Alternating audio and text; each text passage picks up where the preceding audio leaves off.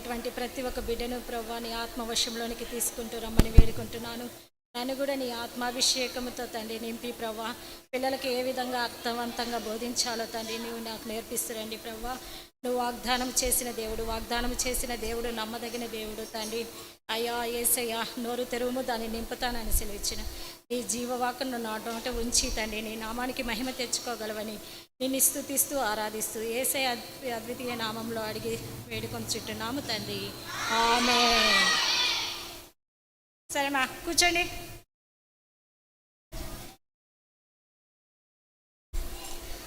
అందరూ చేతులు కట్టుకోండి.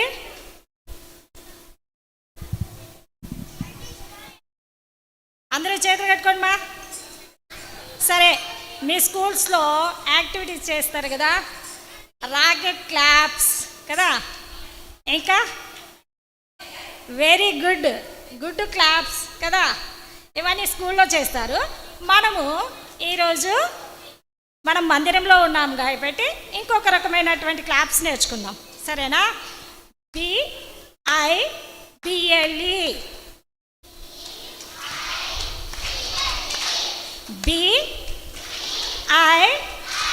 BIBLE Bible. ఏమిది ఈ క్లాప్స్? ఏమి? బైబుల్. ఇంకొకటి నేర్చుకుందాం, బైబుల్ వర్స్ క్లాప్స్. అది ఎట్లంటే ఇట్లా జీసస్ పక్కన వాళ్ళ చేతి కొట్టండి. Jesus loves you. Jesus loves you. ఇది బైబుల్ వర్స్ క్లాప్స్. బాగుందా? ఇలాంటివి ఇంకా చాలా ఉన్నాయి, అవన్నీ నేర్పిస్తాం, మీరు చక్కగా వినాల. మనము కథ చెప్పబోయే ముందు ఒక 3 విషయాలు మీకు చెప్పాలనుకుంటున్నాను, జాగ్రత్తగా వినండి. సరేనా?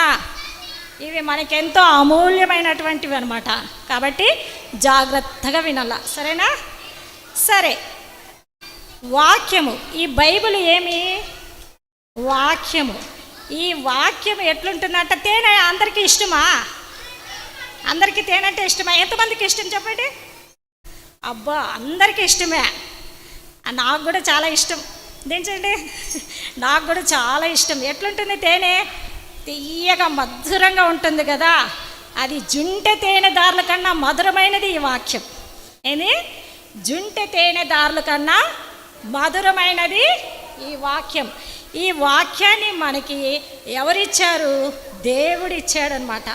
ఈ బైబుల్ అంటే వాక్యం దేవునిది. ఈ వాక్యం ఏం చెప్తాంది అంటే, నీ పాదములకు దీపము, నీ త్రోవలకు వెలుగై ఉంటుందంట. చీకట్లో మనం తిన్నగా నడవగలమా? చెప్పండి, నడవగలమా? నడవలేం కదా. చీకట్లో తిన్నగా నడవలేం, పోయి దేనికో దానికి గుద్దుకుంటాం కదా, పడిపోతాం. అదే వెలుగుంటే మనం ఎక్కడికి పోవాలంటే అక్కడికి వెళ్ళిపోతుంటాం కదా. ఈ వాక్యము జుంటి తేనెదారుల కంటే మధురమైనది. ఇంకొకటి మనకి వెలుగునిస్తుంది. మూడోది చూడండి, వాక్యం వెల్లడి ఎగుడుతోడనే వెలుగు కలుగుతుందంట. ఆ వెలుగు తెలివి లేని వారికి తెలివినిస్తుందంట. ఎంతమందికి తెలివి కావాలమ్మా? అందరికీ కావాలా తెలివి? అయితే తెలివి కావాలన్న వాళ్ళు చక్కగా వినాల. యేసయ్య ప్రతి ఒక్కరిని చూస్తూ ఉంటాడు. అరే, నా పిల్లలు ఎంత బాగా వింటున్నారు, కాబట్టి మంచి తెలివిని నేను వారికి ఇవ్వాలని చెప్పి మీకు మంచి తెలివినిచ్చి ఏ గ్రేడ్ కాదు A1 గ్రేడ్లో మిమ్మల్ని ఉంచుతాడనమాట.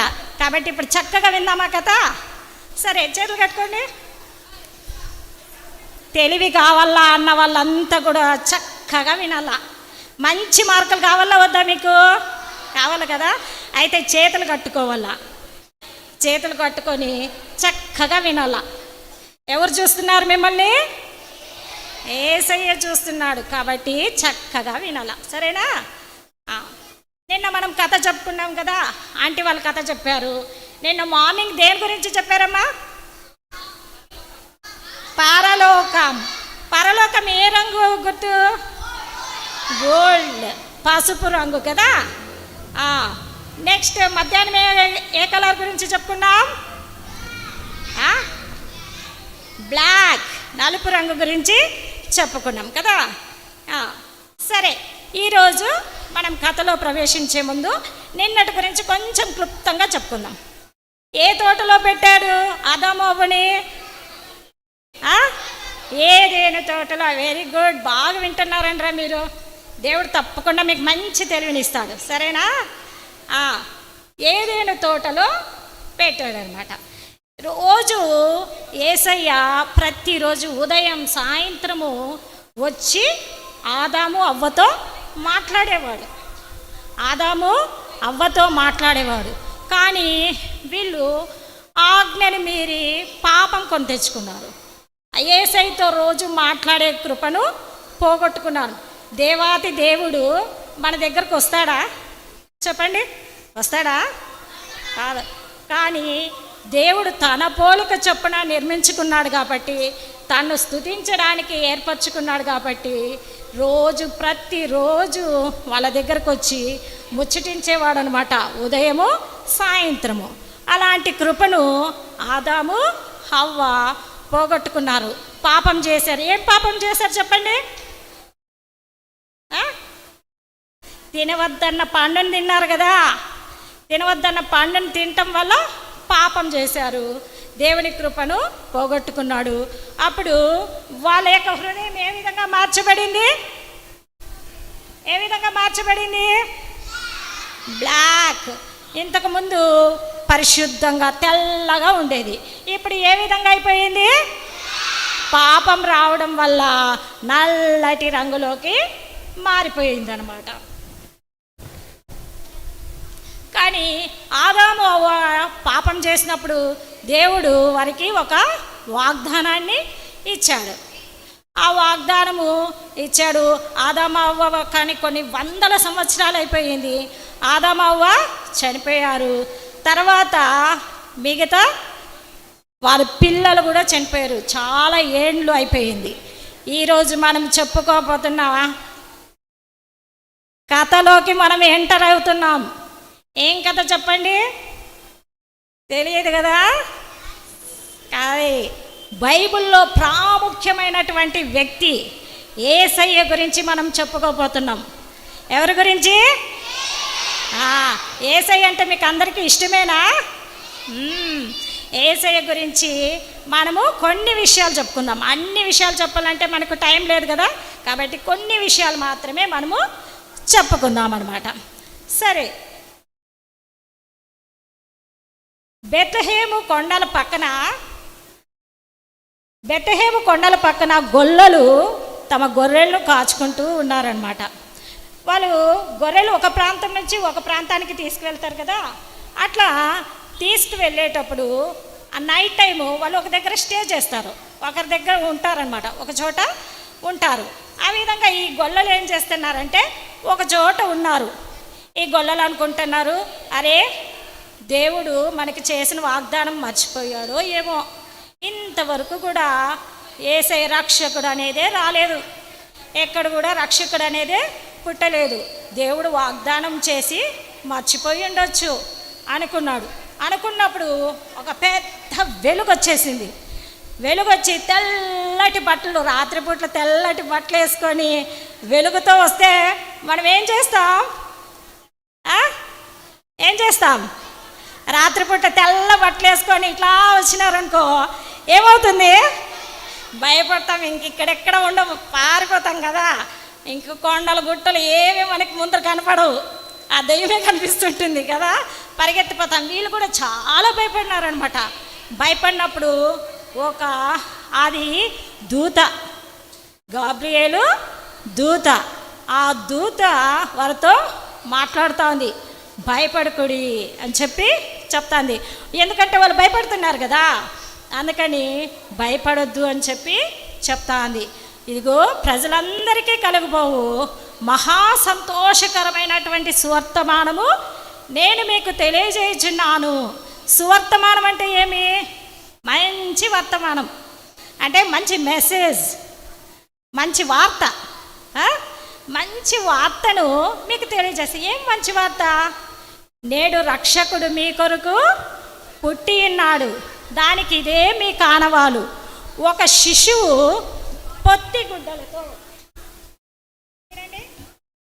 ఒక శిశువు పొత్తి గుడ్డలతో చుట్టబడి, చూడండి పొత్తి గుడ్డలు అంటే ఈ విధంగా పుట్టిన పిల్లలు, అప్పుడే పుట్టిన పిల్లల్ని ఈ విధంగా బట్టల్లో చుట్టు పెడతారు కదా, మెత్తటి బట్టల్లో చుట్టు పెడతారు కదా, ఇట్లా పొత్తి గుడ్డలతో చుట్టబడి ఒక పశువుల తొట్టిలో, పశువుల పాకలో ఏమేమి ఉంటాయనరా? పశువులు ఉంటాయి, ఇంకా గడ్డి ఉంటుంది, ఇంకా ప్యాడ్ ఉంటుంది. వెరీ గుడ్, చాలా బాగా చక్కగా చెప్తున్నారండ్రా. ఇంకా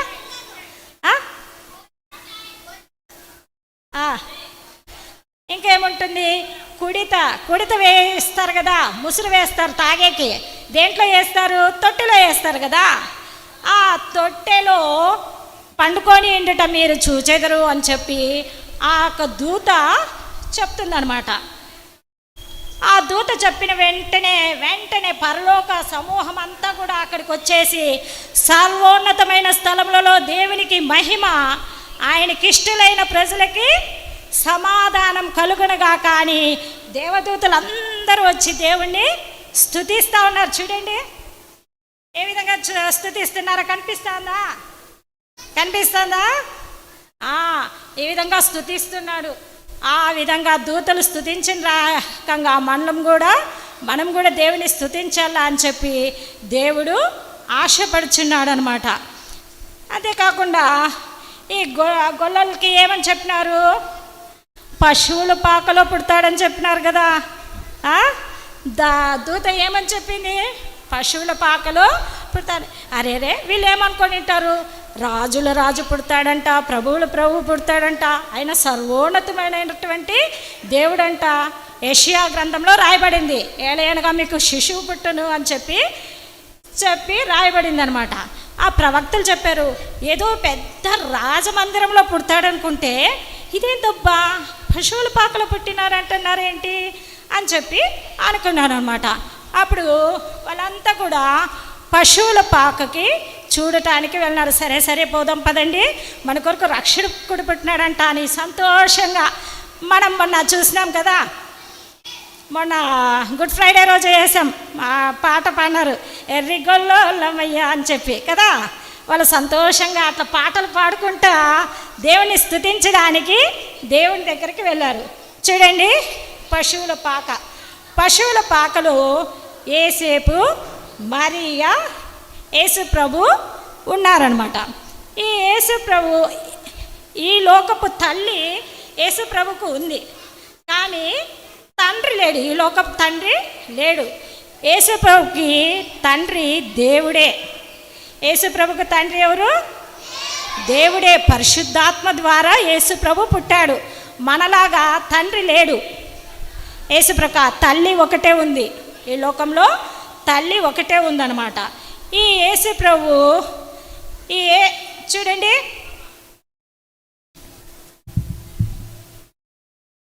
చూడండి పశువుల పాక ఎట్లయినా ఉండేది, మొత్తం గడ్డితో ఉంది. చూడండి ఎక్కడ పండిపెట్టారు దేవుణ్ణి? తొట్టెలో. ఎక్కడ పండిపెట్టారు? తొట్టెలో పండిపెట్టారు. చూసారా? ఆ తొట్టెలో ఎంత గలీజ్ ఉంటుంది కదా. ఆ గలీజ్ దాంట్లోన యేసయ్య మన పాపాలను భరించడానికి ఈ లోకంలో మానవ రూపంలో జన్మించాడు. చూడు, గొల్లలంతా వచ్చి దేవుణ్ణి స్తుతిస్తూ ఉన్నారు. దూతల సమూహము, జ్ఞానులు, గొల్లలు అందరూ వచ్చి దేవుణ్ణి స్తుతిస్తున్నాడు. ఎందుకంటే మనకి రక్షకుడు పుట్టినాడు అని చెప్పి వీళ్ళంతా స్తుతిస్తూ ఉన్నారనమాట. తర్వాత యేసు ప్రభు పుట్టకముందు ఎక్కడున్నాడో తెలుసా? పరలోకంలో దేవుని కుడిపార్శ్వంలో కూర్చున్నాడు అనమాట. నిన్న విన్నాం, పరలోకం గురించి విన్నాం కదా. పరలోకంలో ఏముండదంట? బాధలుండవు కదా, బాధలుండవు, కష్టాలుండవు, రోగాలుండవు, నిత్యము సంతోషమే, చీకటి ఉండదు, నిత్యము వెలుగే. అక్కడ నిత్యము వెలుగే ఉంటుంది. అట్లాంటి స్థలాన్ని వదిలి దేవుడు మన కోసము ఈ పాపలోకంలో జన్మించినాడు అనమాట.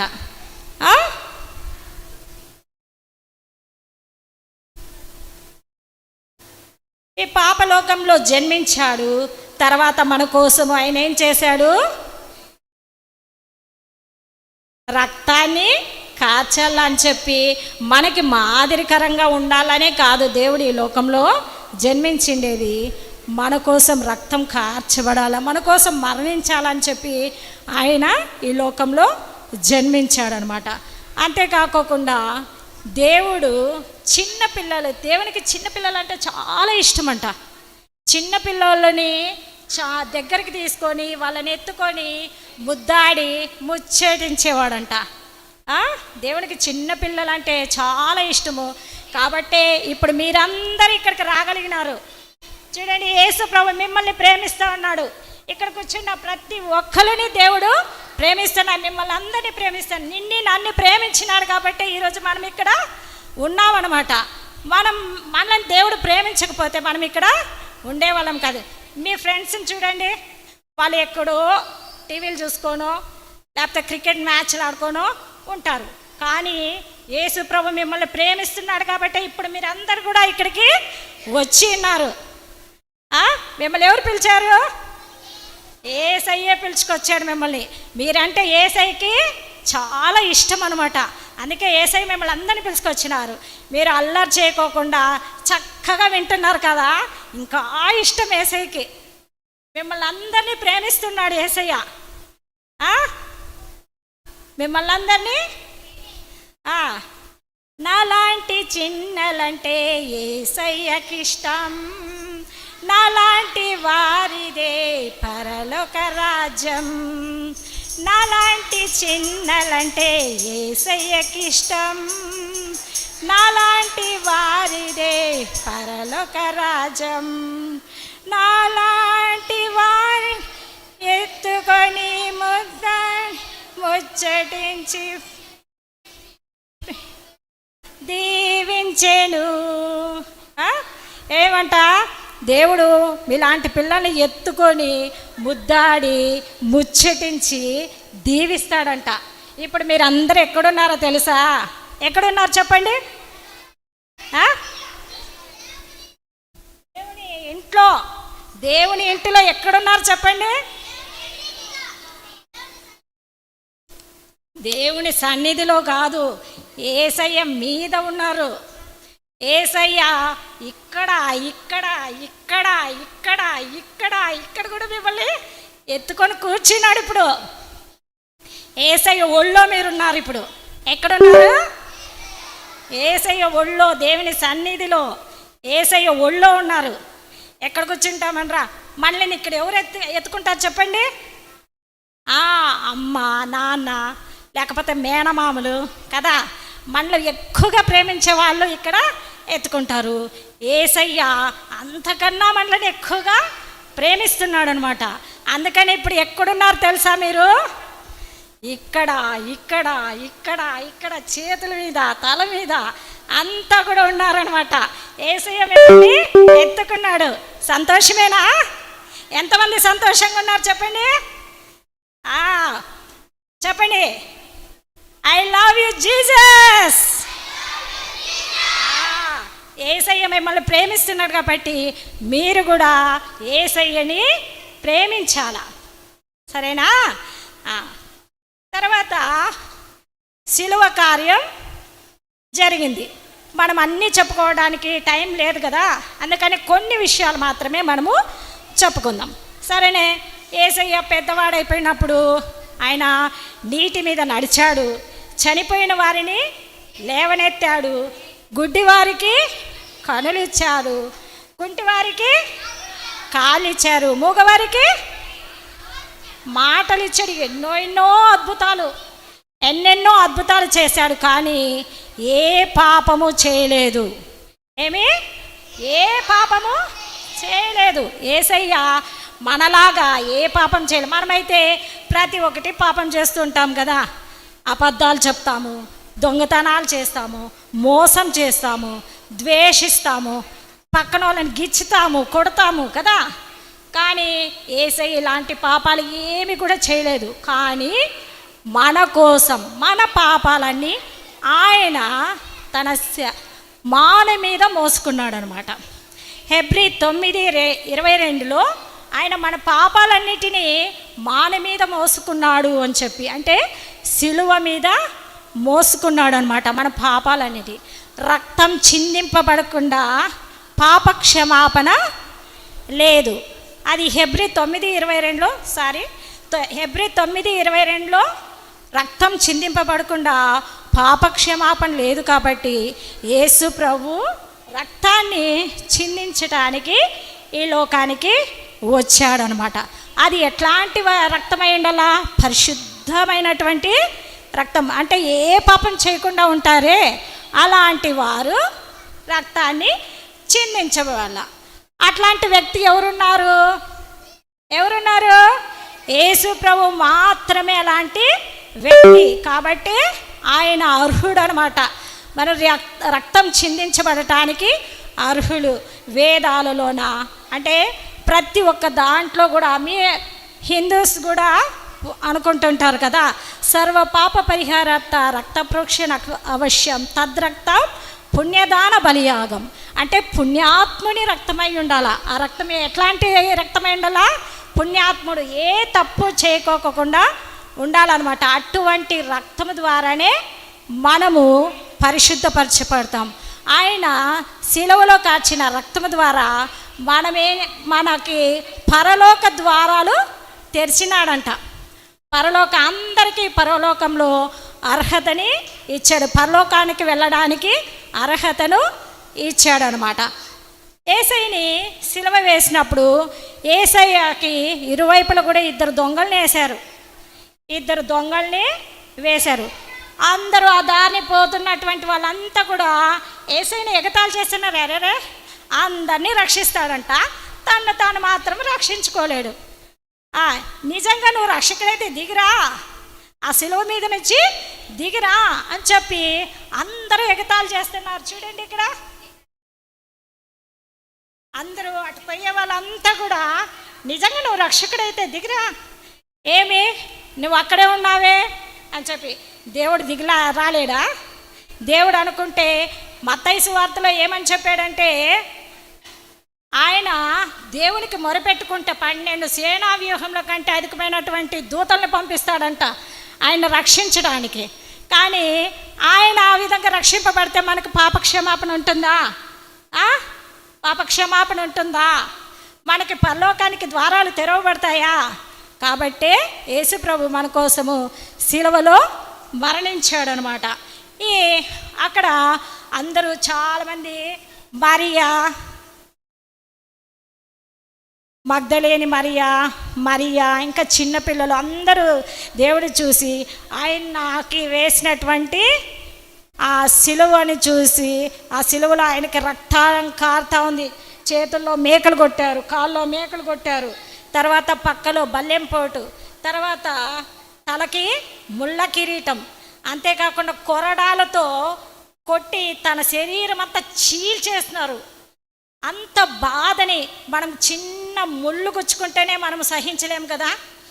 చిన్న ముళ్ళు గుచ్చుకుంటేనే అబ్బా అమ్మా అయ్యా అని చెప్పంటాం. ఫస్ట్ ఎవరు గుర్తుకొస్తారో అమ్మా అని అరుస్తాం కదా. అలాంటిది యేసయ్య నీ కోసం, మీకోసం, నా కోసం, మనందరి కోసం ఆ సిలువలో ఈ శ్రమలన్నీ అనుభవించినాడు. చేతుల్లో మేకలు, చిన్న ముళ్ళు గుచ్చుకుంటేనే అల్లాడిపోతాం కదా. అలాంటిది ఇంతింత పెద్ద మేకలు తన చేతుల్లో కొట్టినారు, సుత్తి పెట్టి కొట్టినారు. ఎట్లుంటుంది చెప్పండి? ఎట్లుంటుంది? ఎంత శ్రమ కదా. ఆ శ్రమ ఎందుకు అనుభవించాడు? నీకోసం, మీకోసం, నా కోసం ఆ సిలువలో అంత శ్రమను దేవుడు అనుభవించినాడు అనమాట. ఆ విధంగా శ్రమను అనుభవిస్తూ తను అన్ని శ్రమలను ఓర్చుకున్నాడు మనందరి కోసం. ఆ దారింట పోయే వాళ్ళు మాత్రమే కాదు, తన పక్కన సిలువ వేయబడినటువంటి వ్యక్తి కూడా అంటున్నాడు. ఇద్దరు దొంగల్ని సిలువ వేశారు. ఆ ఇద్దరు దొంగల్లో ఒక దొంగ అంటున్నాడు, నీవు దేవుని కుమారుడు కదా, నిన్ను నీవు రక్షించుకో, అలాగే నన్ను కూడా రక్షించు ఒక అబ్బాయి గురించి మనం చెప్పుకున్నామా, ఆఫ్రికా దేశంలో ఆండ్రూస్ అనే అబ్బాయి ఉన్నాడండి. ఆ అబ్బాయి బాగా పరిగెత్తగలిగిన శక్తి ఉందండి ఆ అబ్బాయికి. ఏముంది? నేను అడిగిన దానికి జవాబు చెప్పాలమ్మా, లేకపోతే నేను అసలు స్టోరీ చెప్పాను. సరేనా? చాలా బాగా వేగంగా పరిగెత్తే ఏదంటే ఆ అబ్బాయి ఏం చేశాడు, ఆ అబ్బాయిని ఆ ఆఫ్రికా దేశం వాళ్ళు ఎన్నుకున్నారు. ఆఫ్రికా దేశం వాళ్ళు ఏం చేశారు, ఎన్నుకున్నారు. దేని కొరకంటే ఉత్తరాలు వేగంగా తీసుకెళ్లి అరణ్య మార్గం కానీ ఏదైనా కానీ వేరే వాళ్ళకి ఇవ్వడానికి. అయితే ఈ అబ్బాయి వేగంగా పరిగెత్తి అన్ని ఊర్లకి వెళ్ళేసి ఆ ఉత్తరాలు ఇస్తా ఉన్నాడంట, లెటర్స్ ఇస్తా ఉంటే మధ్య మధ్యలో అరణ్య మార్గం గుండా వెళ్లాల్సి వచ్చిందంట. దాంట్లో 2 పెద్ద సింహాలు ఉన్నాయి. ఏమున్నాయి? సింహాలు అంటే ఎంతమంది భయంరా బాబు? నాకైతే భయం. అవును కదా, నాకైతే చాలా భయం. సింహాలంటే భయం లేదు. భయం లేదు. అదే బాయ్స్ అనిపించారు. భయం లేదండి, వాళ్ళంతా భయం లేదండి. సరే, ఇప్పుడు ఒక సింహాన్ని రప్పేయమంటారా? ఒక సింహాన్ని రప్పేయమంటారా? అది తెచ్చురా. సరే వినండి.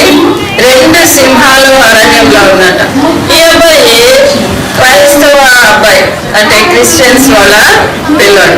అందుకని చెప్పేసి ఈ పిల్లవాడు ఏం చేశారంటే ప్రార్థన చేసుకున్నారంట అరణ్యంలో.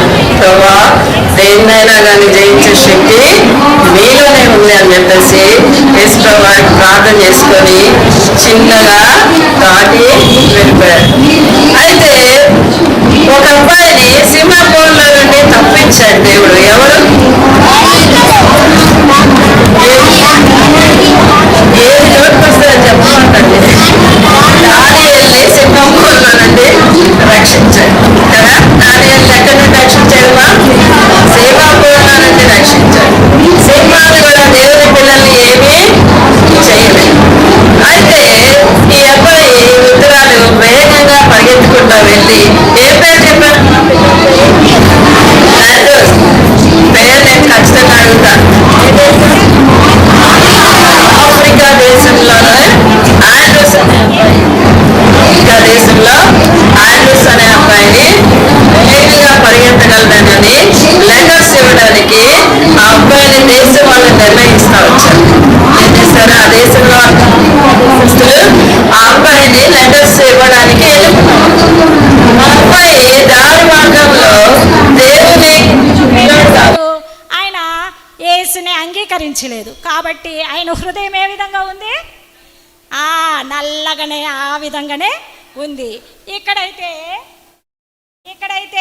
యేసుని అంగీకరించాడు, క్షమాపణ పొందుకున్నాడు. కాబట్టి ఆ యొక్క పాప హృదయం అంతా కూడా ఏ విధంగా అయిపోయింది? పరిశుద్ధపరచబడింది. ఏ విధంగా అయిపోయింది? పరిశుద్ధపరచబడింది, తెల్లగా అయిపోయింది తన హృదయం అంతా కూడా. ఇప్పుడు లాస్ట్లో దేవుడు చనిపోయేటప్పుడు సమాప్తమైనది అని చెప్పి గట్టిగా కేక వేసి చనిపోతాడు. ఎందుకు సమాప్తమైందని చెప్పాడు? ఎందుకు చెప్పండి? అంటే దేవుడు ఆదాము అవ్వలకి వాగ్దానం చేశాడు కదా, ఆ వాగ్దానాన్నంతటినీ నెరవేర్చాడు.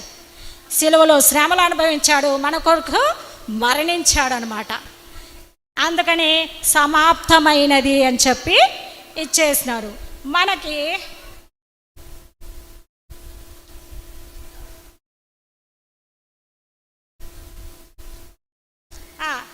ఇప్పుడు చూడండి, ఇప్పుడు చెప్పండి, ఏ కలర్ ఇది?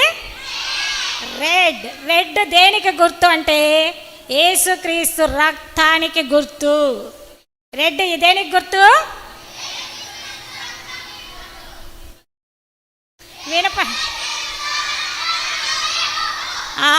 యేసుక్రీస్తు రక్తం ద్వారా ఇప్పుడు క్షమాపణ పొందుకుంటావా?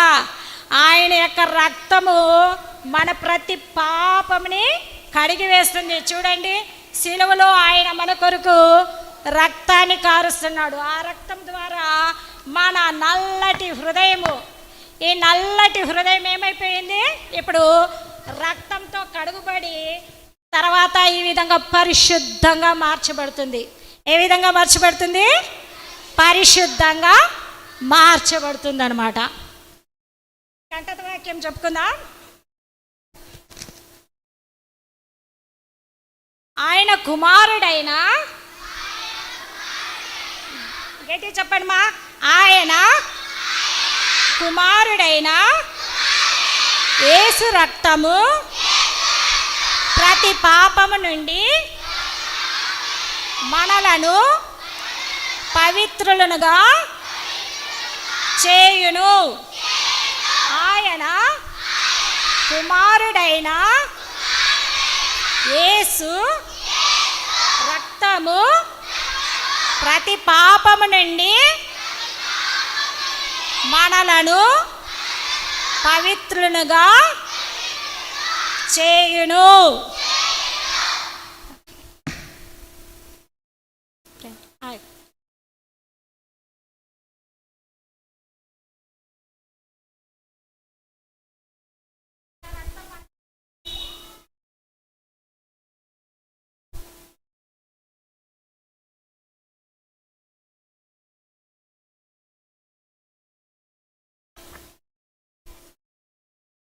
ప్రార్థన చేసుకుందాం. పిల్లలు మోకరించండి.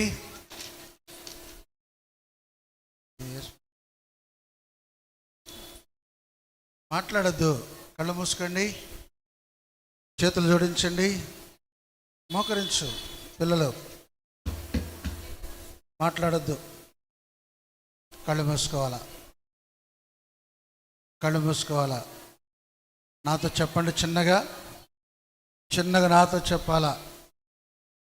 యేసయ్యా, చిన్న బిడ్డను నన్ను క్షమించి నీ రక్తంతో నన్ను కడుగుము. యేసయ్యా, అల్లరి చేయకుండా మరి నెమ్మదిగా ఉండటకు నాకు నేర్పించుము. యేసయ్యా, నాకు ప్రార్థన నేర్పించుము.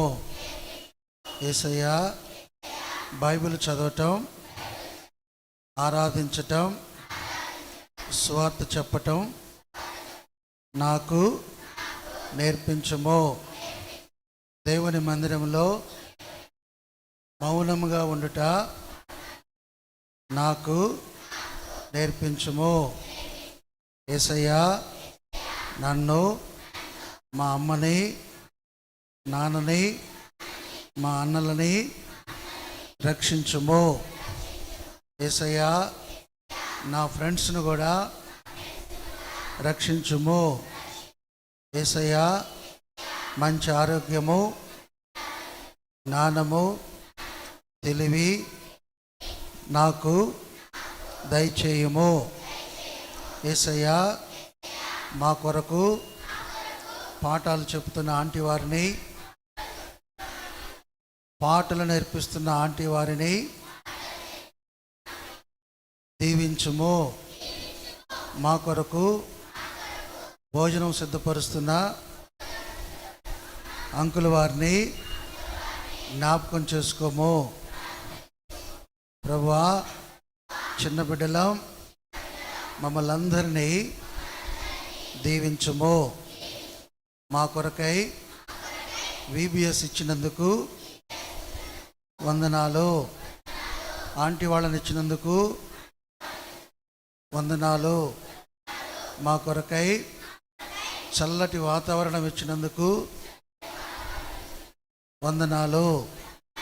యేసయ్యా, అల్లరి చేయకుండా, ఎగరకుండా, మౌనముగా, నెమ్మదిగా ఉండుటకు మాకు నేర్పించుము. యేసు నామములో అడుగుచున్నాను తండ్రి, ఆమేన్. కూర్చుని అట్లనే మోకాళ్ళ మీద ఇంకా ప్రార్థన చేయాల. మాట్లాడద్దు. మాట చెప్తుంటారా? ఏయ్ పిల్లలు, మాట్లాడకుండా మౌనంగా ఉండేవాళ్ళు యేసయ్య పిల్లలు. మాట్లాడకుండా మౌనంగా ఉండేవారు ఎవరు? చెప్పండి గట్టిగా. మౌనంగా ఉండేవారు ఎవరు? అల్లరి చేసేవారు సైతాన్ పిల్లలు. అల్లరి చేసేవారు ఎవరు? ఇప్పుడు చెప్పండి, మీరు దేవుని పిల్లలా సైతాన్ పిల్లలా? దేవుని పిల్లలు మాట్లాడరు కదా, మాట్లాడతారా? మరి నోటి మీద వేలేసుకోండి. నోటి మీద వేలేసుకోవాలా, చక్కగా మోకాళ్ళ మీద నిలబడాలా.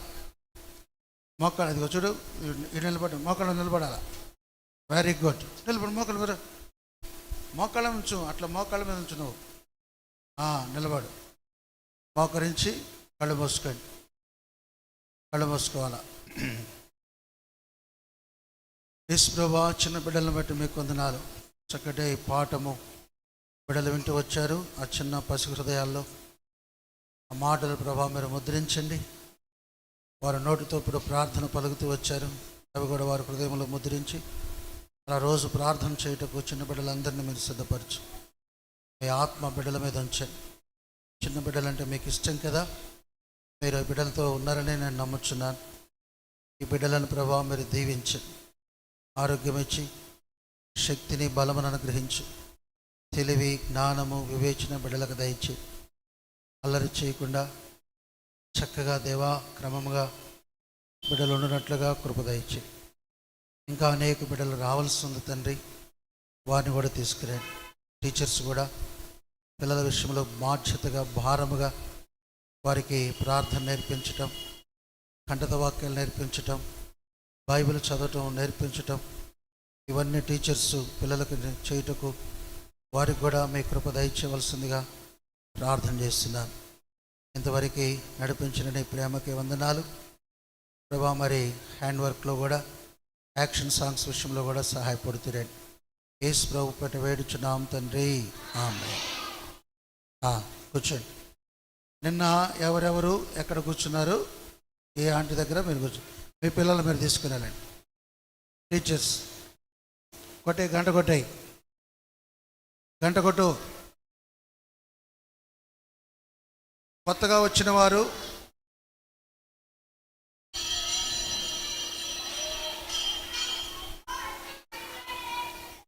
మాట్లాడద్దు. పిల్లలు, టీచర్స్ ఎవరి పిల్లల్ని వాళ్ళు చూసుకోండి.